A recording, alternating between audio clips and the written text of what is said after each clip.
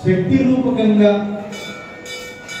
ఈ విశాఖపట్నం పెరగని కాలంలో ఈ సముద్ర తీరంలో ఉన్న ఈ ప్రాంతంలో విశాఖపట్నం ఎప్పుడో డచ్ వాడు పరిపాలించే రోజుల్లో విశాఖపట్నానికి ఉనికి లేని రోజుల్లో అలాంటి రోజుల్లో అమ్మవారు ఇక్కడ కూర్చుని ఉంది కాబట్టి కేవలం అమ్మవారి యొక్క మహిమ అమ్మవారి యొక్క దయ వల్ల ఈరోజు విశాఖపట్నం అంటే ఈ పాత పోస్ట్ ఆఫీస్ దగ్గర నుంచి అటు భోగాపురం వరకు చాలా గొప్పగా ఎటువంటి వాళ్ళు నాయకులు కానీ మిగతా వాళ్ళ యొక్క కానీ ప్రేరణ లేకుండా